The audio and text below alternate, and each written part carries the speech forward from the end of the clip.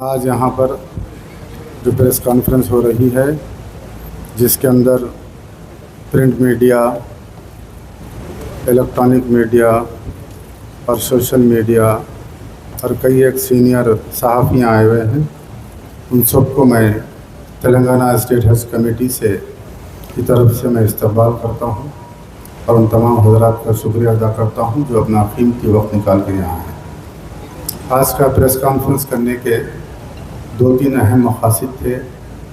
सबसे पहले ये कि इस साल सऊदी अरब ने कई एक तरमीमें लाई हैं, कई एक चेंजेस लाया उन्होंने, और सेंट्रल हज कमेटी की तरफ से भी कई एक चेंजेस है, और गल्फ़ में जो वार है उसके ताल्लुक़ से भी जो सोशल मीडिया पे और दूसरे जगहों पर जो हो रहा है, आप हज़रात के माध्यम से, आप हज़रात के तवस्सुल से हमारे तमाम आज़मीन हज को तक ये न्यूज़ पहुंचाने की कोशिश करूंगा कि जो नए क़वानीन हैं, जो नए तरीक़े से जो हज करवाया जा रहा है, कि मीडिया एक ऐसा प्लेटफॉर्म है जहां से हमारा मैसेज वहां तक पहुंच सकता है। तो सबसे पहले मैं सऊदी गवर्नमेंट के ताल्लुक़ से कहूँगा कि इस साल बहुत अच्छे इंतज़ाम की, क्योंकि धूप की शिद्दत वहाँ पर है, उसको मद्देनज़र रखते हुए उन्होंने कई एक तरमीमात किए हैं, जैसा कि 3 बजे के बाद बाहर निकलना, 12 से 3 तक सब खेमों में रहना, इस किस्म की चीज़ें थी। लेकिन इस साल 2 बड़े चीज़ें उन्होंने जो स्टेप लिया है वो यह है कि हर साल आज़मीन यहाँ से जाकर खा के अपना खाना खुद पकाते थे। इस साल सऊदी ने कहा कि गैस की सप्लाई नहीं होगी, खाना नहीं पकेगा, जो भी है आपको ख़रीद के खाना है। उसके लिए वो लोग ने 70-80 केटरिंग्स के रेप्यूटेड जो कंपनीज़ हैं सऊदी के, उनके नाम दिए हैं, और नहीं तो आप खुद जाकर होटल से ख़रीद के खा सकते हैं। और दूसरी बड़ी चेंजेस ये वहाँ पर यह है कि हर साल मर्दाना और जनाना को एक ही रूम में रखा जाता था। कई ऐसे वाक़यात देखने में मिले, 5-6 मर्द है, उसमें 2-3 ख़वातीन हैं, तो रात में सोते वक्त में वो लोग पर्दा बांध लेते या बुरखा पहन के सोया करते थे। वो तमाम चीज़ें थी, वो पहलुएँ थी, उन सब को मद्देनज़र रखते हुए सऊदी ने मर्द हज़रात को अलग और ख़वातीन को अलग रहने का इंतज़ाम किया है। जो अजीज़ व क़रीब हैं, मियाँ बीवी है या माँ के साथ बेटा है, तो उन्होंने ये प्रोविज़न रखा है कि आजू बाजू का कमरा या सामने का कमरा रखेंगे, ख़वातीन जो भी हैं उनके सामने रहेंगे और वो उनके बाजू रहेंगे। तो ये 2 बड़े चेंजेस हैं। दूसरी बात, सेंट्रल हज कमेटी ने इस साल उन्होंने एक स्मार्ट वॉच रखा है। गए साल कई हाजियों के बैगेज गुम हो गए थे, तो बैगेज को ट्रैक करने के लिए उन्होंने एक ट्रैकर भी दिया है, और ऑलरेडी हमारे पास स्मार्ट वॉच की टीम यहाँ पर आ चुकी है। आज सुबह से हमने हज कमेटी के मेंबर्स और हमारे एग्जीक्यूटिव ऑफिसर, हमारे असिस्टेंट एग्जीक्यूटिव ऑफिसर्स, यानी खादिमुल हुज्जाज जिनको हज इंस्पेक्टर कहा जा रहा है, उनको भी हमें अलॉट करने की इजाज़त दी है। तो वो लोग यहाँ से जो प्लेन में जाएंगे फिर दोबारा वो हाजियों को यहाँ तक ला के छोड़ेंगे, वो जिम्मेदारी उनकी है। तो उनको किस किस्म से आज़मीन के साथ रहना है, उनको क्या करना है, कैसी खिदमत करनी है, यहाँ तक तो स्टेट हज कमेटी का काम है। इसके बाद जो वो रहेंगे तो हमारे हज इंस्पेक्टर्स रहेंगे, जो गवर्नमेंट सर्वेंट्स है, उनको टेस्ट लिया गया, उनको ट्रेनिंग दी गई है, वो लोग साथ रहेंगे और हमारे हाजियों की नुमाइंदगी करेंगे। उनको जो भी वहाँ पर मसाइल आ रहे हैं उसको देखकर वहाँ पर मसाइल को हल करेंगे। और तेलंगाना स्टेट हज कमेटी के 2 कंट्रोल रूम रखा गया, एक यहाँ पर 24/7 कंट्रोल रूम रहेगा, और जो तमाम हमारे खादिमुल हुज्जाज जा रहे हैं वहाँ पर भी हमारे नोबल ऑफिसर रहेगा, वो उनको भी वहाँ पर भी वो लोग कंट्रोल करेंगे। ऐसी किसी की तबीयत ख़राब हो गई, कुछ हो गया, तो करीब की जो डिस्पेंसरी है वहाँ पर ले जाके उनका इलाज कराएंगे। तशवीश की बात यह है कि इस साल गर्मी ज़्यादा है, धूप ज़्यादा है, उसके लिए जो भी प्रिकॉशंस है, जो भी एहतियाती इक़दामात है, वो हम लेने की कोशिश कर रहे हैं।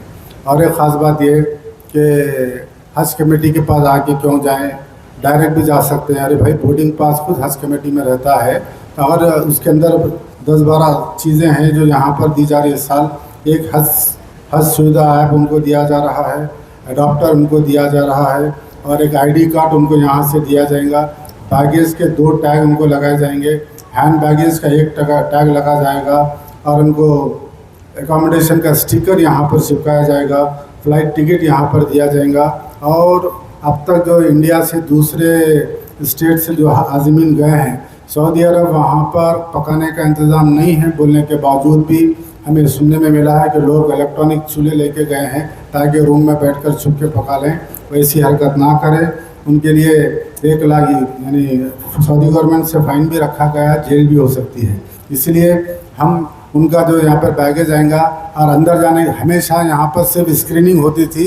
कभी भी कोई भी स्टेट हज कमेटी में इमिग्रेशन यहाँ नहीं होता था, वो एयरपोर्ट में ही होता। यहाँ सिर्फ स्क्रीनिंग होती थी, बैगेज को तोला जाता था। इस साल स्क्रीनिंग भी रेड अलर्ट है, सारे दुनिया में रेड अलर्ट चल रहा है। जैसा कि हर साल हमें मिनिस्टर साहब को, चेयरमैन साहब को अंदर जाकर प्लेन को झंडी बजाने की इजाज़त है, दिखाने की इजाज़त है। इस साल हमारे अंदर जाने की भी इजाज़त नहीं है। जहाँ तक आज़मीन जा सकते हैं वहीं तक हम आज़मीन को इमिग्रेशन होगा वहीं तक जाने का हमें परमिशन दिया गया है।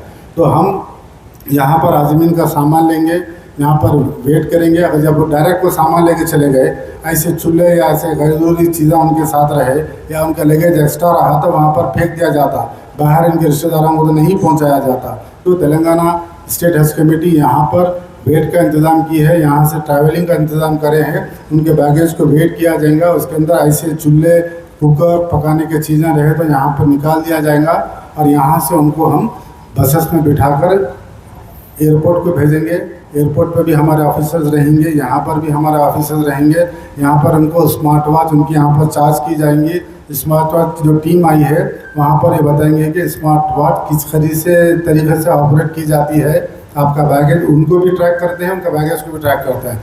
और किसी लोगों को फ़ौरन चलाना नहीं आता तो हमारे जो हज इंस्पेक्टर्स है उनको हम ट्रेनिंग दे रहे हैं। अभी भी उनकी क्लासेस जारी है और कल तक भी मैं बताया जाएगा। आज उनको स्मार्ट वॉच उनके हाथों पे लगा दी जाएंगी कि उसको किस तरीके से ऑपरेट किया जाए। तो बहरहाल तेलंगाना स्टेट हज कमेटी और तेलंगाना सरकार, ख़ास तौर पर हमारे चीफ मिनिस्टर साहब की हिदायत है कि जितने भी आज़मीन जा रहे हैं उनको किसी किस्म की कोई तकलीफ़ ना हो। हम 24/7 तमाम हमारे अरकान तेलंगाना हज कमेटी, हमारा स्टाफ और हम हुकूमत से ख्वाहिश करें और 30-40 आदमी दूसरे डिपार्टमेंट्स के भी हमें दें ताकि हम ऑपरेशन सही तरीके से कर सकें, हमारा कंट्रोल रूम सही रह सके। जितने भी आदमी जा रहे हैं उनकी खिदमत सही तरीके से हो, उनको बेहतर से बेहतर खाना खिलाया जाए और उनको शुक्र। और यहाँ पर कई लोगों को तलबिया पढ़ना, कई लोगों को एहराम बांधना नहीं आता, कई लोगों को नियत हज करना नहीं आता है। तो कई ऑर्गेनाइजेशन जैसा कि मल्लेपल्ली की मस्जिद हो या बिनते हरम हो, ऐसे कई ख़वातीन आते हैं जो औरतों को एहराम बनते हैं और उनको नियत करवाते हैं और उनको तरीक़ा बताते हैं। और मल्लेपल्ली की मस्जिद और दावत इस्लामी कई लोग आते हैं जो मर्दाने को एहराम बनते हैं और उनको नियत कराकर यहाँ से भिजाते हैं। एक रूहानी मंजर रहेगा। कोई सोशल यानी क्या बोलते शोबाजबाजी के लिए नहीं, कोई नया काम नहीं हो रहा है।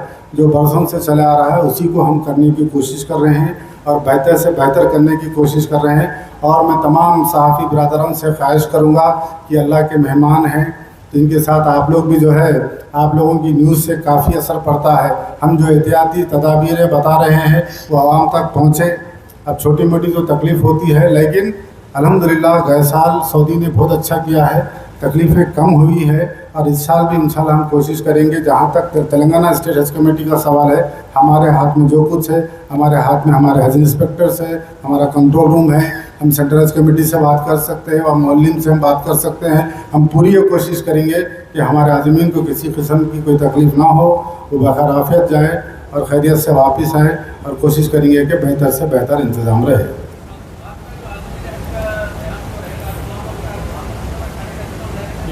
क्या कुछ है बात में भी नहीं है खाने की तो नहीं, हर जगह पर ख़रीद के खाना है। जी हाँ, जी हाँ। बैगेज को किस तरीके से